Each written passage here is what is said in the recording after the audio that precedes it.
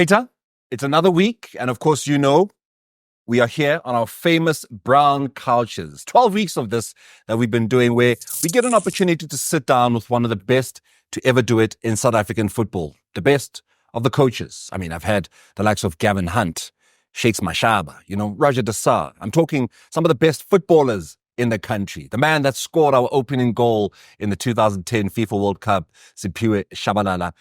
But today, guys, not that this one is any better than the others. All of these guys that I've had an opportunity to sit with are legends of South African football. But this one is one of the most decorated South African footballers ever. I'm talking a man that is actually the fifth most successful footballer by way of trophies that he's collected. I'm talking the most successful captain in South African football history. But let's just limit it to since 1996, when what we now know as the Premier Soccer League began. This man has won more trophies with the captain's armband on than any other since 1996.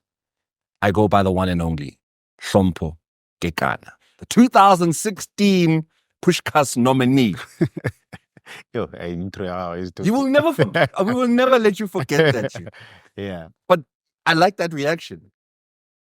Do you realize what you've achieved in South African football, Hlompho? Firstly, thank you very much for hanging out with us. Brana, thank you for having me today. You touched so many things that I've done in football. But your intro, I know you have. It's like you're introducing, those heavyweight boxers. I'm introducing a heavyweight football. I'm introducing somebody that has done things that a lot of South African... In fact, you know what? Let me put it this way. I'm introducing somebody who's done what a lot of footballers around the world can only but wish to have done. But do you understand the magnitude of your success in football? Well, when I'm home, I understand that. Guys, idiot. No, when I'm home and in my place. Yeah? Yeah, I do understand. How shall I prove it, Kevin? How many do you have? I don't know. I don't know. But when I'm home, then I get reminded that I'm that footballer who has done a lot, who has done everything. And of course, is because of the pictures that I have on my walls and, like you said, the trophies. And then they remind me of certain matches that I did some magic. But whenever I'm by myself, I get to forget that. I get to just live life and, enjoy this beautiful life that we've been given. There's an opportunity, I think, after a football hectic schedule to sit around and reflect about the things that I've done. Certain things, certain matches, I don't remember. Certain matches I do remember, like it was yesterday. Especially those difficult matches, I do remember all those. And when I look at the footballers today, and I get so sad for them, because I know how it feels to be a professional footballer. It's not easy. It's not easy, man. Yeah. It's just you have to dedicate that. There's so many things that you have to sacrifice, and because you're sacrificing for something that you love, it doesn't feel like a sacrifice. But when you sit around now in my new world, I call it the new world, I tend to sit around and I'm like, oh, there's so many things that I actually didn't know about life. But that one was actually fun. It was actually more traveling. The adrenaline of it is so nice. You played professional football for 17 years. Yeah. Black Leopards, City Pillars, SuperSport United, Bloemfontein Celtic, Mamelodi Sundowns from 2004 to 2021. Do you know Kanagweojo? Yeah. How many trophies you won? I don't know. You don't? I don't know. Okay. Yeah. You are the joint fourth most successful footballer in South African football. Dane Clayton has got 15 trophies. He's the most successful. Followed by Tsiki Thabo Mooki, sitting with 14. I used to love that play. Your former teammate, both at SuperSport and at Sundowns, Anthony Lafort, is sitting with 12. And Wena, what once was the best African goalkeeper ever, Dennis Onyango, you're sitting with 11 trophies. You've got 11 trophies in 17 years. Yeah. I'm good, maybe I'm good. 11 trophies in 17 years. That's from leagues to cups to the most important one, I think, the Champions League. Of all of those cups, of all of those achievements, which one is the one that you treasure the most? And why?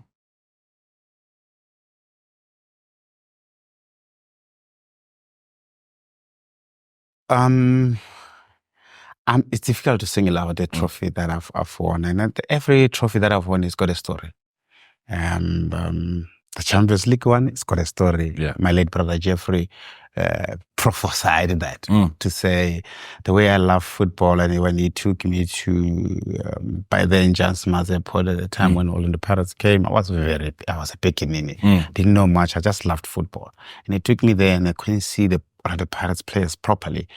But he did say to me that you'll win this trophy one day as a professional footballer. And finally, when you win this trophy, make sure you take off the jersey. And of course, that's the first time I took off my jersey when playing football. I've scored some crazy goals where adrenaline will take you to wherever.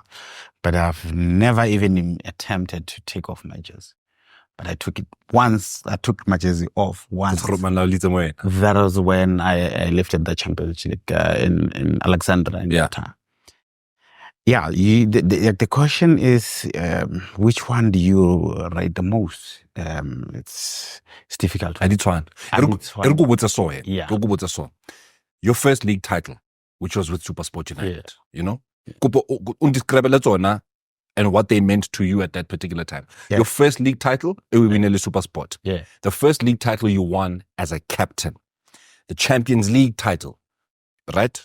And the last league title that you won when you said goodbye to football. Of all of those 4 trophies, what do each of those mean? Because they came at a different time in your career. Yeah. The first one I was at SuperSport was a beautiful one. But sad. Why? Because the person whom I was playing football for passed on a week before I could be the champion of South African football. And that was my late brother, Jeffrey. And I was sad because I wanted to show him the medal and let us celebrate this. I couldn't go to the podium to receive my medal. And that is a shame. And I won the Player of the Year and First Player of the Year for SuperSport. But I was not there to emotional. Yeah. And Jeffrey passed on when they went to receive or to receive their medals in Cape Town. I was in that morning. I was burying my brother. Yeah. Watched the match in the afternoon. A very heavy heart, but. Yeah, it was a special medal for me. Simply because even when I was a kid, I always believed that I was going to play professionally. And professionally, I thought I was going to win so many trophies. I don't know. I didn't never imagine the 8 league titles, but I just knew that I wanted to win football trophies and I wanted to win difficult football matches. And I thought at that time I was good enough to make it professional. So I was young and naive, you know, but that league title meant a lot of emotions in that particular period of my life where the person that I believed so much in my ability had to leave the world or leave this earth. Now I must find another motivation. To play for, you know, and that was difficult now, you know, to dig deep into which motion am I tapping into. But then, I really adored his way of believing in me. He really thought I would make it to any level of football. And I remember when I was 13, I used to play with the older guy. And in the village where I come from, there's no street lights. So I was walking towards my mother's house and he was walking with his friends from other village and he was telling me that, he was telling the friends, so you must see my younger brother tomorrow is playing a tournament. One of the best the village has ever produced. And those words stuck with me. And I was scared now that this guy is telling people that I play football. And so pressure, no? pressure. You know what I mean? Yeah. But I lived with that pressure from then because I knew that that it means I'm doing something different to what my peers are doing at that particular time. So yeah, that league medal, it was a roller coaster of emotions. Your first one as a captain? A scary one. A scary one in a sense that when Coach Pito called me to tell me that the team and himself, they want to make me the captain, the Champions League, remember, used to overlap to the next season. Yeah. So at that particular time in South Africa, it was pre-season, off-season. And he gave us 2 weeks off. We went to the village and we were in the last match of the group stage. We were going to the semi-finals. We were going to the semi-finals against Zesco. We were going to play match in MTN 8 match against Chipa United in Kavekha. So he called me and was like, Hlompho, okay, I want you to be the captain of my team, and then. Sure, it was difficult. And I'll tell you later about the story. But it was emotions where I then changed, the armband changed me, how I see football. Yeah. So now I'm more under pressure. The same feeling as the coach feels. Yeah. Could I say that Cox and you go and you play? Yeah. Now you are responsible for inspiring, for leading, for taking responsibility. Our team is sharp. So when you're given in a position of leadership, Morena, you see now, you are in a position of leadership. So one thing you can ever do is, it's no longer about you anymore. Don't ever even personalize it. Yeah. You come here, you sit on the brown couch, you serving. So it was me. When I got the armband, it was no longer about me. And the things that I wanted to do in every match comes back to these people behind me. Because they look at me as their leader, their influencer, somebody who must confront the enemy before they could come. Yeah. So that was the responsibility that I was given. And I will not tell you now, this is a secret. I never imagined me as a captain of Mamelodi Sundowns. Why? You know why? Why? Because I was never that personality in my thinking. So when and this is what I think a lot of footballers think captaincy is. Being a captain, you must be loud, you must be present. To come be that guy, not that. So I thought I was that person who would come to training, have little jokes after training, and then go. So I wouldn't spend more time with my team. And being a captain of that big team like Mamelodi Sundowns, where there's so many characters. So many characters, and I mean so many characters. Yeah. If you know a player called Anthony Lafont, if you deal with that guy, then you can deal with anybody. Coach Pito used to cry about it. One of you guys, if I can survive Anthony Lafont, I can survive anything. I see players Anthony Lafont. But anyway, that one, it came out, my first league medal came after I won the Champions League. Yeah. So you see now, it came at the, I don't know whether it's supposed to, I was supposed to win the league and then the Champions League. Yeah. I did the other way around. So I won the Champions League. One of the awkward is the word. I'm looking for another word in English that will describe how I was feeling at that particular time. I'm trying to adjust to the new role. I'm trying to familiarize myself with the new role. Yeah. I'm no longer just Hlompho. Hlompho, their leader. Yeah. Now there's so many things that I need to deal with them. I'm still trying to play as a captain. So you're still trying to make sure that your game is as good as it always has been, but also it must match your leadership. I never doubted that I will have good games. Okay. Like I knew how to play consistently with what I gave South Africans. But then the challenge is now you have to play like a captain. that's where the problem was. And that's what the challenge was in my mind, to play like a captain. What does playing like a captain look like? Playing like a captain is the influence. So change a game. Or I call a game. Or you dictate the game. Influence get that. You need to have, you see the piano, the standard piano, you must be that. And everything else, even the things that you know you do well, you leave it to Morena. It's no longer about you, like I said. Yeah. So I was willing to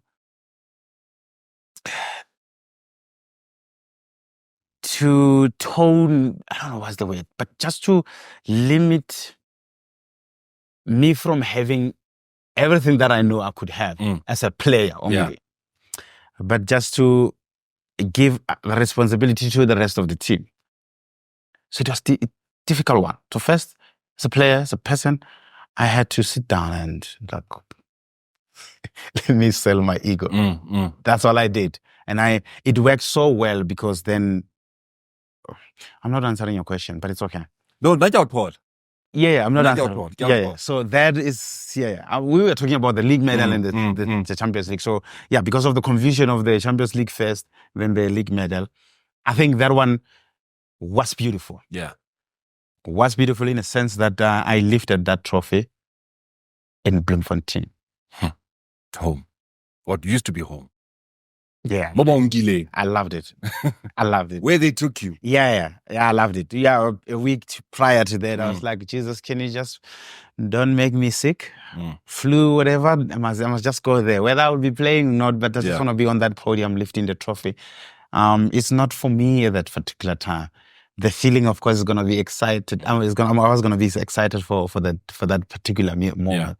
But for a lot of people that related to my story as a person back in where I come from in the village and where I went to school, my teammates now, my former teammates and all the coaches that I worked with at amateur level and even so to see me lifting the trophy, I think I'm sure it made them super proud. And I was thinking about my last teacher at that time. She you used to believe that I'm a footballer. It's like, Guy. Back home. And I was thinking about it, I was like, I wish you watch him, man, because this is beautiful. This is a moment for me. But lifting it in front of those two sets of supporters, and I know they've got super love for me, both of them. And it was so special. All of them, they were celebrating as if they were one team. And that for me, that was a special one. I know your last title that you lifted, Ka21. was a special one. But maybe let me change the question and say, instead of why that was special, let me ask you, did you want that to be the last league title you lift? Did you want that to be the end of Hlompho Kekana's career as a footballer? I'd love to believe so. When did the conversation for you to say goodbye to football start? When I was 31. Okay. Club World Cup, Japan. December 7, was there, and I was with my teammates Jojo, Keegan Dolly, Percy, and we were in the escalator, jumped into the escalator. I was like, guys, I think it's about time next year I stop playing. And Jojo is one guy called Siandazwana, I don't remember him. I said, Shanya, you're crazy. You're still young, you must play until 40 with your ability. You don't even drink, you don't even party. Yeah, it's like you went on and on and on and on. But after saying that, after Jojo said that, and I didn't say anything, he didn't say anything, and I could tell the tension in that, they were not happy with that. But it was a sad reality because I was not saying I'm retiring. I was simply saying, we should just enjoy these moments because it won't be forever. Yeah, that I was simply saying that. So it was not because, you see, happy to say that you guys don't tell us when you are either getting ready to say goodbye to the game or when you decide that you are retiring. I didn't say for immediate release press statement to say, okay, guys, I'm hanging up my boots now. I'm done with football. I've served. I said it. And we know you did. You're one of the few ones to do it. And thank you, by the way, for doing that because, hey, guys, no two fellow saying, so thank you for doing that. But were you were clearly mentally ready when you were 31 already, but were you emotionally ready to say goodbye to football? Did you do everything you wanted to do? In football, yes, I did. At that particular time when I was in that level of football, I knew that every footballer that I was playing on with or against at the time, I really tag. And the levels in terms of how we play the game. Yeah. So I knew then if I wanted to play FIFA World Cup in South Africa, and I couldn't play the FIFA World Cup in South Africa, and I went to Club World Cup, that is another level. So for me, I thought, when I'm here, and I was on what? League 6, 7 that time? Yeah. And I was like, league titles, every trophy, and Club World Cup. I mean, the Bafana, I went to AFCON, and so what more? With Bafana, you got nominated for Goal of the Year, representing Bafana. Goal of the Year didn't come Sundowns. It came Bafana against one of the most dangerous. In fact, this is what happened in your career. You won the Champions League. No. Let me bring it back. Yeah. 26th of March, 2016. Yeah. There you are in the second half, 65 yards. Ushapa ball from the right into the back of the net against Cameroon. Yeah. We draw that game, obviously, unfortunately. But that gets you nominated for the Pushkas. That very same year, you win the CAF Champions League. Yeah. And then, January, February, the following year, Hugo Bros takes Cameroon to the AFCON title. Yeah. The same club, the same country that you scored. So when I think like 2016-17 was for you one of the best years ever. For you. So I understand how I did everything that I possibly could. Yeah, as a kid, my dream was to play professional. And they took some of the boxes that I took at that time, I think was magnificent to even think about it. It was beyond my imagination. Like I said, scoring from a center line, it was one of those moments where you express yourself. You've got no fear. You've done it. You've done everything. I mean, you've won. I mean, trophies. Yeah. The team now, they when they see you, you are reliable. They can rely on you to leave the team. So you play freely because you don't have anything to prove to anybody. You're in that space, in the zone where it's only you and your football. And when you're in that space, on state of mind, you're untouchable because you draw confidence from anywhere. The little things used to remind me why I wanted to play football professionally. And that goal in Limbe, one of the best goals I've ever scored.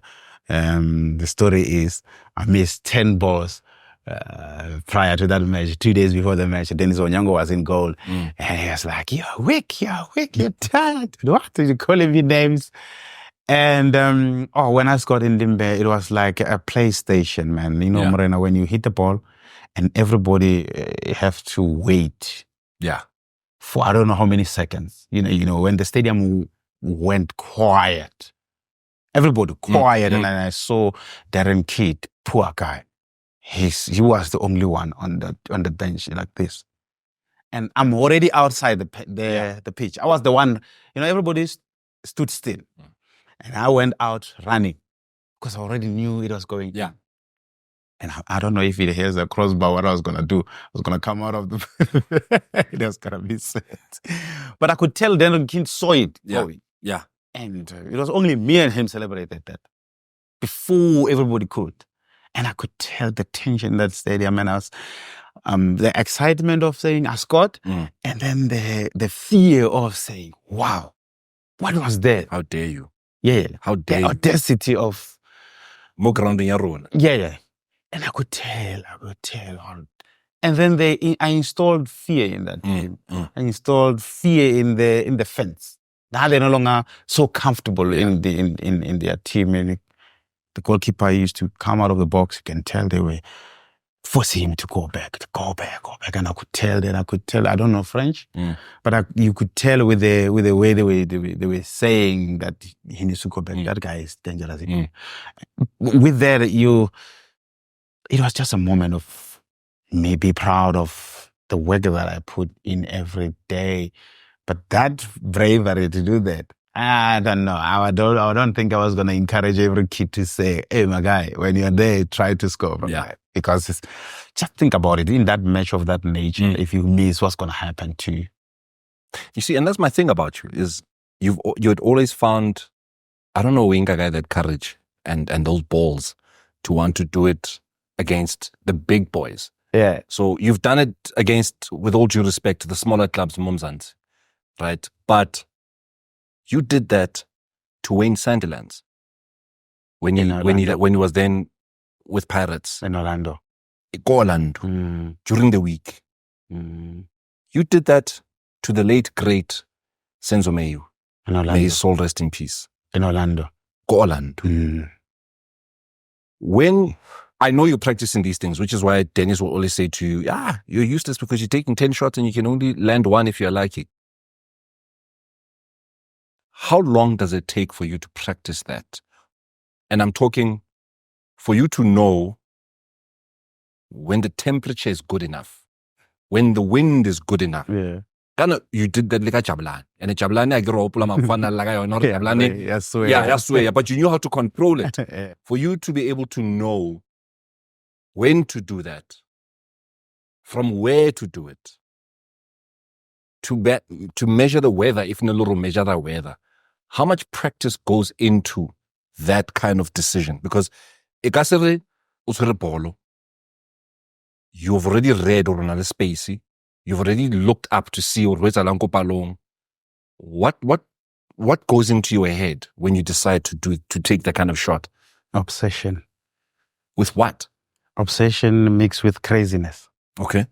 I can believe that because yeah, when you look at the world football, people who produce such moments, they're a little bit crazy. You can be normal. And I can go back with the coaches, look at Coach Pizzo, look at Pep, Klopp, Mourinho. They've got this personality about them. So greatness, you can't be normal. You can't be normal. Even the actors go to, in South Africa, for instance, go to Warren Marsemola, for instance, look at his personality. Yeah. I'm sure when you look at, I've never met Tiger Woods, but I'm sure when you look at Tiger Woods, I don't think he's a normal human being. When I watch Roger Federer, I love the Roger, but you can tell that in his way of operating, even when he looks quiet, but I don't think he's a normal human being. I think he operates in a way of, I know I can do stuff out of, so that's you, Molebale. That's me. I don't know how to express myself in words. I can't have such conversation to say, you see, this moment I'll do it.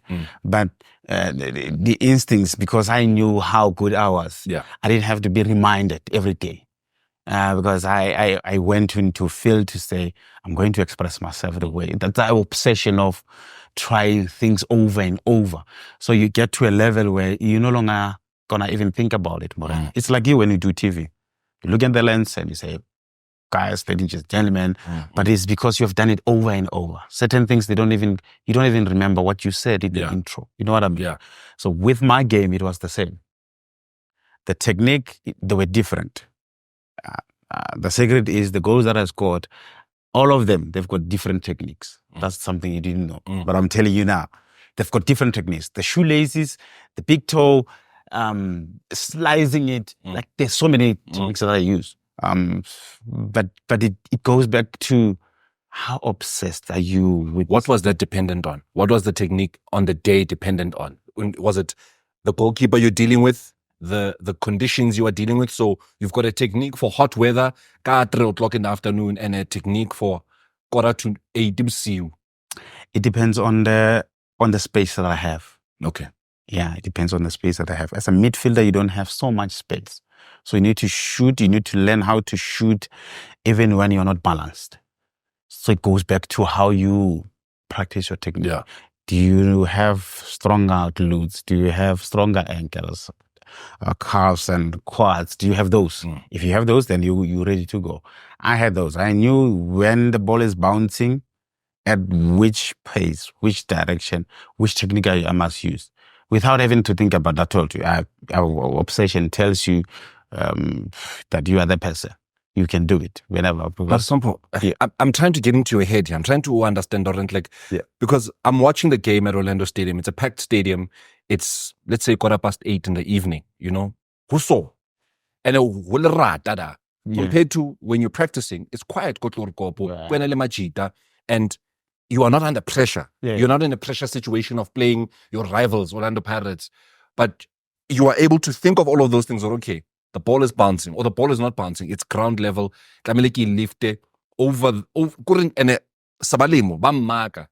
It's a different situation. So how does the brain manage to process all of that so quickly? You have to, like I said, it goes back to your possession and craziness. When you that level, you're untouchable, more. Like the level of thinking is you see things before they happen. Okay. Yeah. So in my game, I was, should I say, privileged to have that level of thinking, because when you speak about the goal that I scored against Senzo, that was a difficult technique to use. And if you give me 10 balls today, I don't think I was gonna get it right, because I'm sitting here and I'm thinking about it. But if you were giving me 10 balls in that particular match, surely I was going to do it. Surely. And it's being because I'm in that role of thinking, and I've been participating in that space, and my mind is equipped to play under that pressure. You're playing for Sundowns, of course, pressure is there. It's super crazy. For you to be in that lineup, you should be amongst the best players in the league, if not in the continent at a particular time, because Sundowns, they've got this tendency of having quality players. At that particular time, you're under pressure to deliver every match possible. And I'm in Orlando. Orlando is difficult. It's a very difficult pitch to play. Very, very difficult. And I'm appreciating how you speak about football, which but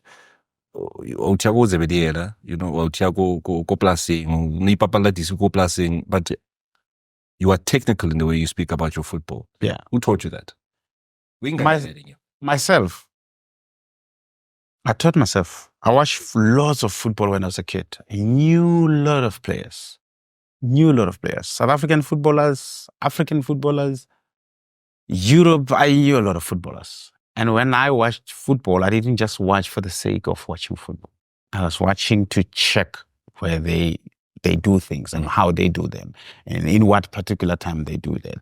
And I learned, of course, when I'm alone. Yeah. My grandmother used to hate the fact that I would wake up in the morning and hit the ball with the wall because it wakes them up.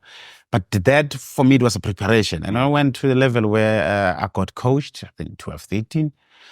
Though the level of being inquisitive never faded. It actually grew as the age comes. And I was like, this is the time. That's why when I said I knew that I would make it professionally, had given an opportunity, simply because I possessed different game model to all my peers. They used to call me an English boy because I never used to like to dribble anybody.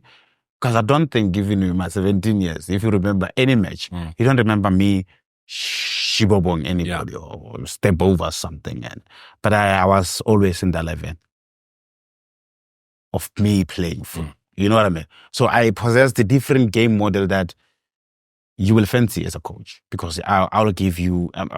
Mukojo explained that I was the all-rounder, like Jack Kellis, the cricket player. That's how he explained me whenever I asked him, what would you say when you explain me as a footballer? Yeah. So you'll call me that. I can play 6, but it's because I watched a lot of football. I knew how 6 behave, how 8 behave. And I'm sure at Sundowns, where there was a moment where you'd see me as a half striker, I didn't know how I get there. But it's because I knew when I'm there, what are the requirements of me being there. So that goal in Orlando is special. After here, I'll show you the video and you'll see slow motion, how I connected that. And it was a difficult technique. It was fairly new technique. At the time, I was obsessed with it, and everything I wanted to do was just to perfect it. And guess what? It came up with a match where it was just a pressure match. And I remember that goal whenever I see that video. it looks so unbelievable. It's not like so sometimes I look at the videos that are of those goals. It's so unreal. It's like a PlayStation. Yeah. No, it really is like PlayStation. Yeah. Yung uputsa goal tsa Gareth Bale in the Champions League, Steven Gerrard. Cristiano Ronaldo, Yeah. Steven Gerrard. I used to love that. Yeah. But you said something which interests me, which was, I don't know why, one of the things Baholo disliked about you, you know, how you've always been a person that doesn't watch football for the entertainment. You watch it for the analysis, which brings me to the question to say, do you feel like Modiski Matsatinga, Majida don't watch football for the purposes of improving their own game, to see that they can learn from? I ask this because there are only a handful of footballers, Momzanti, that I feel like had always been like that. Benny McCarthy. I feel like Benny McCarthy had always, throughout his career, been analytical, always looking to see what can he do differently. Where is he in terms of his level of football? Donadoni. Tukomodisa for me is one of the most technically gifted, but he didn't rely on his talent. He improved it by analyzing game Yabatwaba. 16V, Dr. Kumar, arguably the greatest midfielder, if not the greatest player we've ever had. Lucas Radebe is another one who I feel like game high. He was always watching, not for entertainment, but most importantly, the king of distribution. That on its own, that technique, no goalkeeper in the world has ever been able to distribute ball like that man. Do you feel like those kinds of players, including yourself, we don't have those kinds of players anymore who watch football for the purposes of improving? TV game, you're playing it because and not because you want to improve your skill set. So some of the names that you mentioned, they're heavy here. And, you see, you look at their longevity in their game. It tells you why they played that long and why they were that great. You don't wake up in the morning and be great. Now, everybody in South Africa is blessed with talent. We, that country, South Africa, Brazil, we are that country that we cannot cry to say we are lacking talent. Talent is there everywhere. It goes back to that level of how much do you want it as a person, as a footballer, how much do you want it? So, like I said, because of the new world now of technology, there's so many distractions, so many things that footballers now know, and that can be a challenge when it comes to really investing in your game. You know, there's so many things that are happening outside football, and that I think with the new world of technology, like I said, there's so many things that will distract a lot of individuals. I'm not saying all of them, a lot of individuals when it comes to investing their game. And it's sad, like when I'm sitting here, you mentioned players, and surely there's so many players in South Africa, which I believe, and over the years I knew they didn't reach their full potential. And simply because they had so many things that they were involved with. That had nothing to do with this. Yeah. So football is jealous. It's a jealous sport. Very jealous sport. It's either you're or nothing. Because once you multitask it, remember, you're using your body in your mind. You need to be fresh all the time in your thinking, in your approach, every day of your life. So that it has to be you're not or nothing. So say that again. Football is very jealous. So because it's jealous, it wants you're not or nothing. So you can't multitask it. Because we're going to go to training, got half tank. You're going to go to matches, got half tank, because you're saving another tank for other things. So you can't operate like that. In football, the greatest players, Messi, Ronaldinho, you see why Ronaldinho didn't get to that? Ronaldinho was, for me, the best player I've seen in terms of dribbling and doing stuff. But he couldn't get to the level of Messi. Even if he was in the level of Messi, but for how many seasons? Messi did it so many years. So we get used to this person, he can do it. So it's because Messi didn't know so much. If you look at this life, I don't know if you've ever seen Messi in Monaco Grand Prix. No, you've never seen him. Yeah. Yeah, you've never seen Mexico. Shame, he's starting to do adverts now. But he's not that personality. That's why he was so obsessed. He sees stuff that you and I were sitting on the couch. You'd be like, how did he see that? How can he score such a goal? How can he? It's because he only knew that.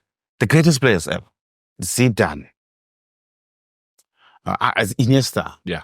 So I'm just giving you that.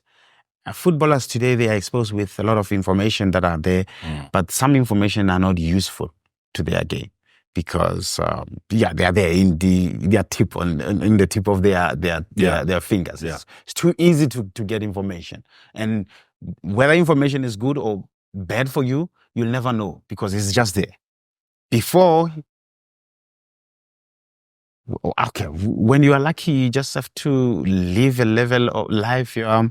Sacrifice, total sacrifice to say, I know what's in this cup, but I don't want to know.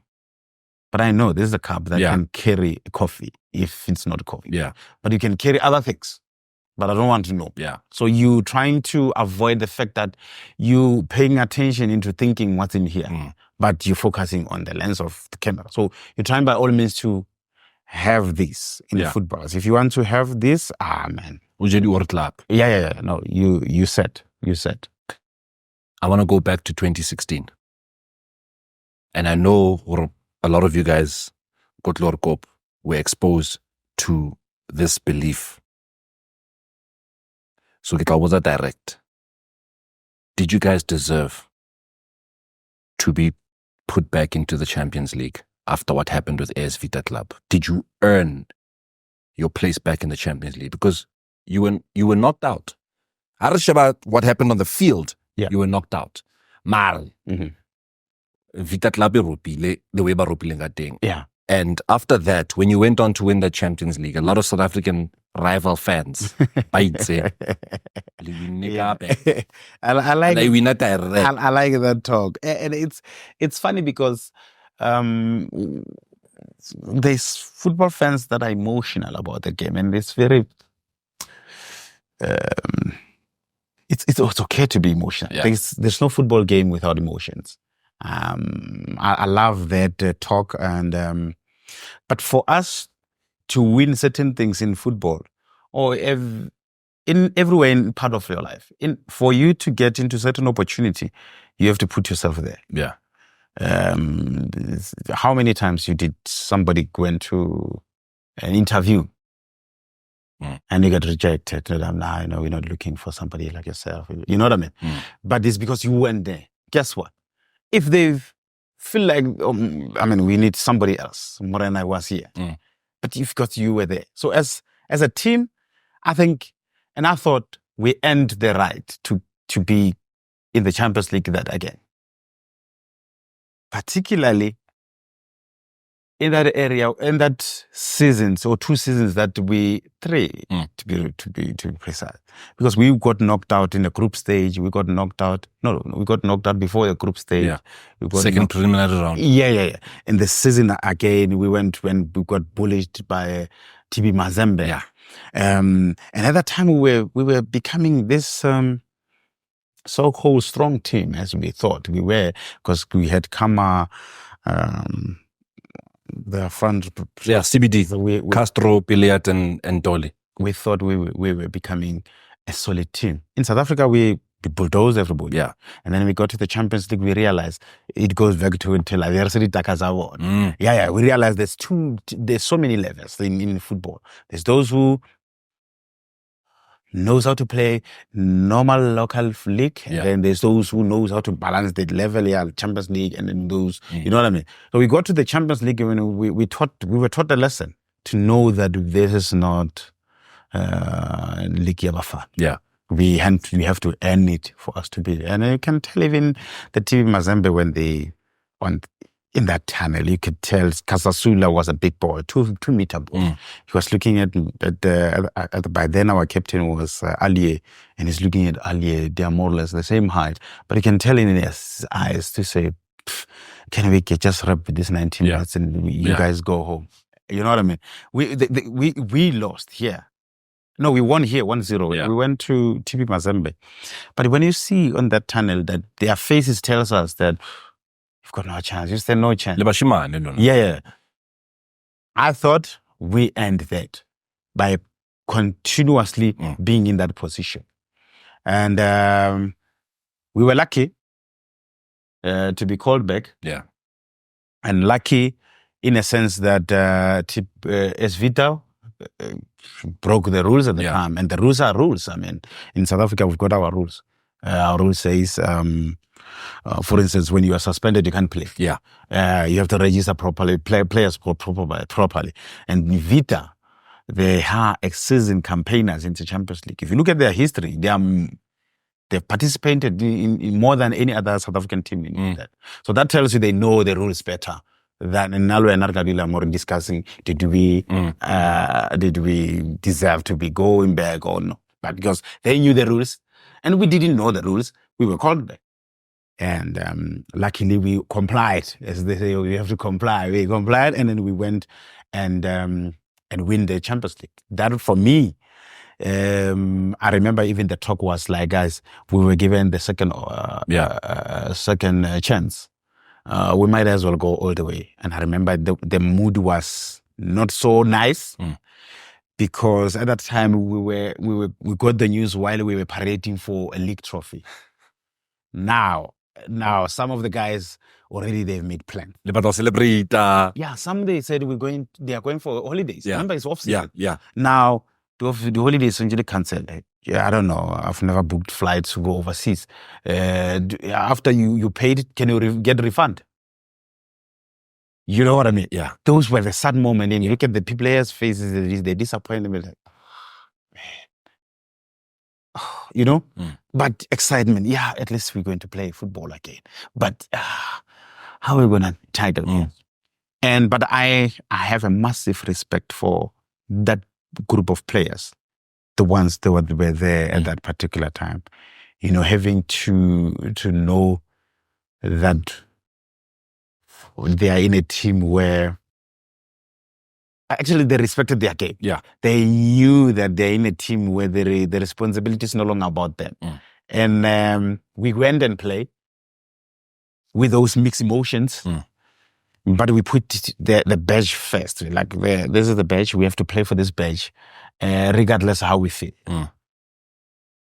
And then we end up even enjoying it, man. We spent most of hours or days together, and we created that bond. That's why after the Champions League, we were a team that is so untouchable, Morena. We knew everybody can come and we will play them anytime and we will win football matches. Now, where COVID saw two great people leaving Mamelodi Sundowns. The first one was Jingles. The second one was you. I mean, yeah, sure. You know, Sugar Lena will have at some point. A lot of big players left. You know, your Zungus, your Taus, and the likes. But the heavy loss was Coach Jingles and yourself in terms of leadership of that club. But it was the manner that Coach Jingles left. I know the love that you have for Mamelodi Sundowns. But I'm speaking to Hlompho Kekana, the footballer, and the man that worked under Jingles, the man that was given the armband by Jingles. Did Mamelodi Sundowns treat Coach Peter Mosimane unfairly, considering how he left? Could they? Yeah. Could that separation have been nicer, sweeter? It's a tricky one when especially when you are a player. And you see, footballers, they're in a situation of adapting. I feel for them. Now, before I answer that question, now, Sundowns coach Rulani went. And then now the new coach is come. If I would ask you this question, do you think the team went to players and say, we are appointing this one is leaving? Do you think they could do that? In your knowledge of football, do you think the owners go to the players and say, players, just know next season you'll be working with so and so? or those changes, they just happen like that, and players have to adapt to that. Do you think I'd like to believe a conversation is had. I would like to believe that. with players? With players, I would like to believe that. Because for now, I feel like these are your soldiers. You can't just tell about your soldiers and expect them to just operate like it's any normal day. With that one, it was a tricky one. Simply, we were quarantined. We didn't have a lot of personal interactions in terms of you being here. We discussed this. And I remember we just learned, some of us, we learned that the coach is going by the statement from the club. And that for me, it was... You're the captain. shock. You're the captain. Yeah. You learned that, but that doesn't mean you didn't know about the arrangement or the talks. Okay. You knew that the talk is happening, but to that extent, we didn't know. We didn't even anticipate that. Like we were all... So Lwena as the captain, at least so that you know what you're going to say to your players if they ask, because they will ask you first. Well, that one caught us off guard. All of you. All of us. Okay. Including the people who are in media. I'm talking about the media relations. But the Sharks was still there. Yeah. Caught him off guard. And you can tell that it wasn't a nice conversation. Because I know the relationship between the coach and the club. Yeah. He played for that club. I'm sure the emotions of loving the club was even deeper. Yeah. Now that he won so many trophies with the club. He played there. He won so many trophies with the club. Of course, the relationship will be even deeper. So for him to leave, I don't think. I'm waiting for one journalist to ask him that question, to say, Coach, did you really wanted to leave Sundowns? Or, you know what I mean? But that, unfortunately, Mrena, I don't know the full story of what happened and what transpired out of the meeting. Did you have you ever had a conversation, le Coach Pito, after, just to sit down or you just decided as his leading soldier that Ankasimoboots? So here's the thing. Coach went overseas, which is North Africa, and he spent most of his time there. The only time that I met Coach, we nearly go a funeral, the late Tulani. Yes. Yeah. Tulani Tus. And soul rest in peace. Yeah, man. The conversation was, fast forward. Yeah. How are you feeling? How are you doing? And then, but then, we're in a space where we cannot sit and say, oh, how are you doing? Yeah. You know what I mean? Yeah. So, but that was, I think, and I'm old school like that, Morena. I don't like to take a call and call Morena. Morena, how are you doing? Because everybody behind the phone is okay. Yeah. Because you don't see the face. I'm old school like that. All my friends will tell you, I'm horrible. When it comes to phones, and I'm horrible. But it's not to say but when I'm with them, they feel my presence because I'm there, full 100% there. And you'll see by me being there that I care, because I ask questions that really is about you and how you feeling, your well-being. Are you okay? How you doing? That's good. But I'll find moments where I go to Coach Pito's house. I'll find moments. I'm sure he will one day come back to South Africa. Yeah. I just want to, shake his hands to thank him for being the coach that he was to us. And we learned a lot from that guy. He learned a lot, and of course, he was too much on our face. But that brought the best out of us, because for us to be participating or operating that level of, that was something else. I mean, you did say already. That was something. You did say I didn't which that's why. But now, did Rulani Mokwena deserve to take over that club? Or do you feel that, given the experience and the success that he's achieved as a coach, Ali Wan, Mangoba should have maybe taken over the reins first? Yeah, but now it's tricky.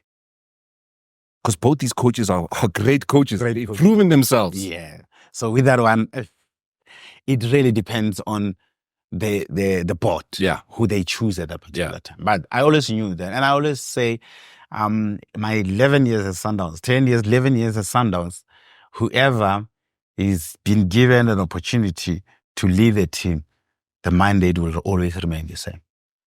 And they will understand the mandate. The mandate is the same. You have to win football trophies. The trophies must come to Tlorko. Win football matches. You must make sure that you win. It's a team that wins. And it has shown us that they can win. When they won, 7 league titles in a row? Yeah. That is something.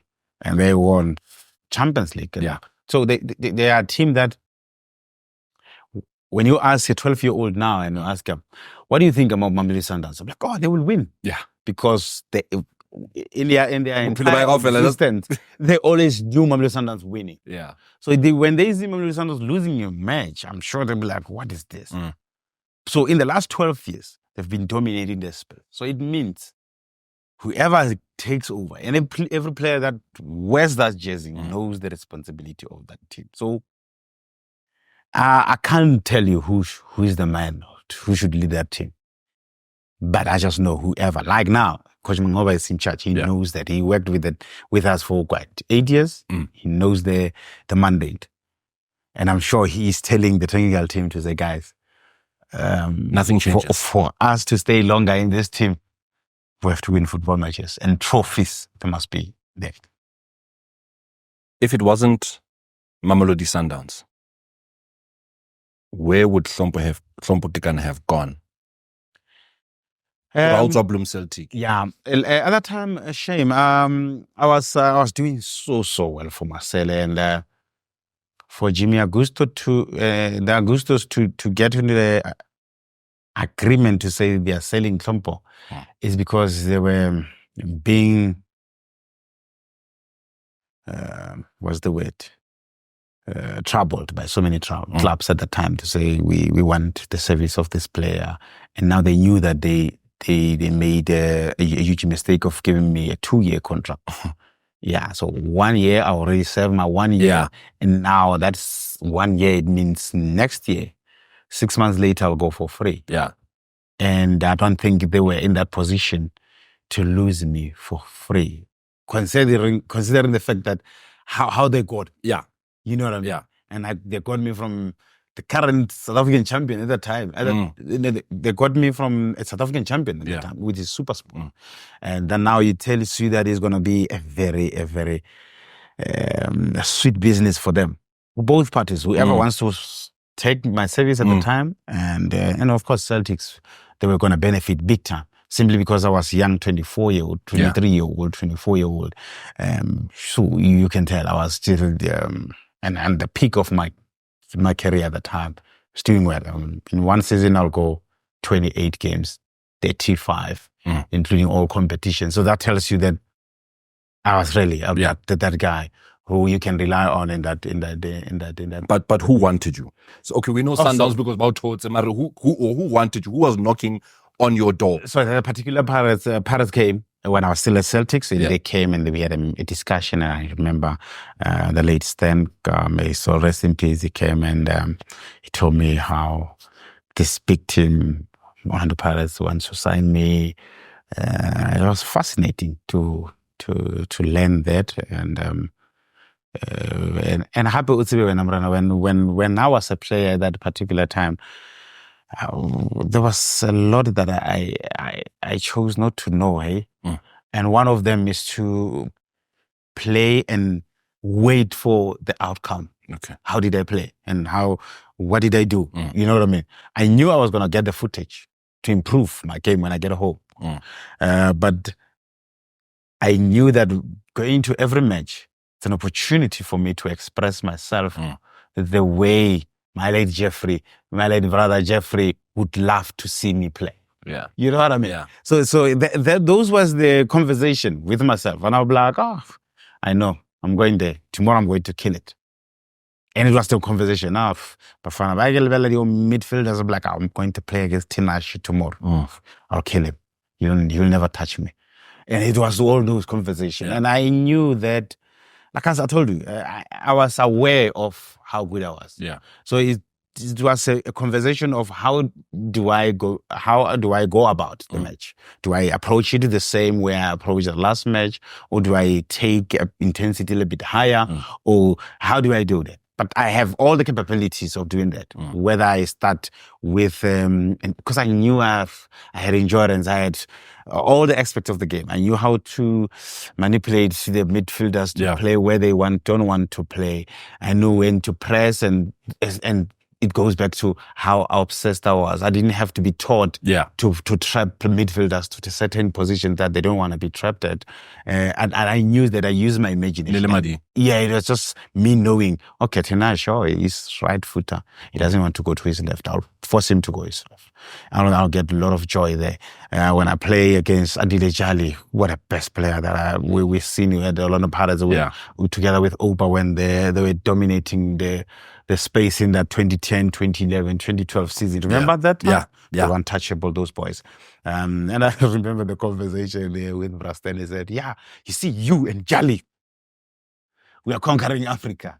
And at that time, I was like, oh man, I can't spoil this combination. Opaki, wow, he was untouchable. Opaki and Andile in that midfield. Yeah. There was something. No, best midfield duo in the country at that time. Probably in Africa at that time. Before I let you go, I'm going to ask you two things. The first one, what club, before Hlompho went professional, what club did Hlompho Kekana dream of one day playing for? Yeah. What club, when you decided, okay, my time is almost not starting for me to be a professional footballer, and you said, my career cannot end. Celtics. Bloemfontein Celtic. Yeah. Celtics and Golden Arrows.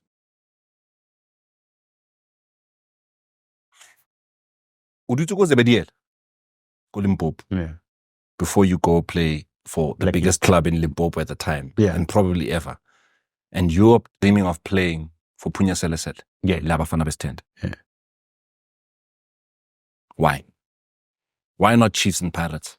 So when I was in the village, I used to watch closely to a team like Black Leopards, Tembisa Classic, Golden Arrows, Bloom Celtics. I used to relate. I felt like I relate to the players. Okay. You know, their names, their surnames, and how they played. They conducted themselves as if they are Majita Kokas. You would swear that you would bump into one of them on the streets. So that for me, I wanted to be in that space to say, oh man, I can play for that team. With my talent. And then I watch the players and I see their talent, how they recruit the talent. I mean, the late CC, may so rest in peace, they used to give you the story, the background of the players. Oh, Morena is from Soweto, go Strata Sevarage, Lajavov or something. And now you're relating, oh, I've met this, I've seen this, I've heard about this story. And then now you relate more into the players. I loved how Golden Arrows used to play. Y2K, Becca Pagati, Tepon Zwane at that time, Billy Ratzwane, and I used to watch their players. I knew a lot of, I used to know the level. I knew Mabuti Kanyaza would come and score for them. I knew Ginger, what a player.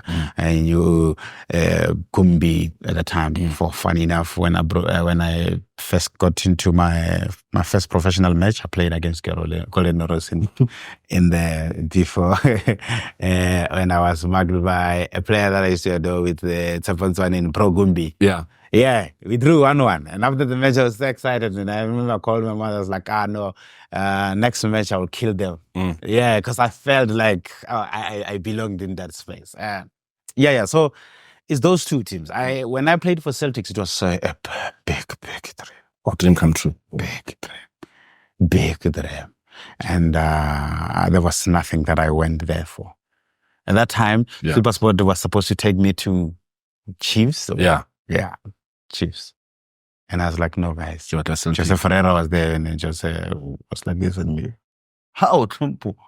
I don't know, I want Celtics. Celtics! You are young and just wanted to confuse, what's the way, to convince me to say, Yeah. Kamba, look, you're 22. Like, you're playing for this massive team in South Africa. And I was like, no, Jaja, I want to go for Celtic. And I went.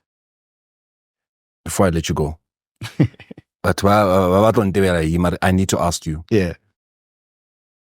what is your biggest regret? In football? Yeah. 0. You never played abroad. Oh, no. Yeah, I never played abroad. It was my Because everyone says my biggest regret, Cheesy and his biggest regret, he never won the Champions League. He just missed it. Mang Utare, the biggest regret. Some will say biggest regret is I never got to play overseas. Happy wanted to play overseas. 0. No regrets. No. When Hlompho Kekana went professional and when he retired, everything he did in that 17 years. If in a cassette, remember when I got on my Yeah. musical cassette, I was gonna put the pen in that 0 thing And rewind it. and rewind it and play it again. Everything that I ever imagined was there. When I was a kid, I wrote something there. I'll show you. And I was like, I want to turn professional. I want to do this. Under 23 Bafana, win the league, and then help my family, and I did all that. And I was like, I tick all the boxes. I didn't know that I was going to score from center line in Liverpool. That's just a bonus.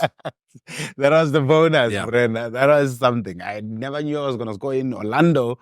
The 2 crazy goals, the first 12 minutes, 15 minutes, we were 2-0 up.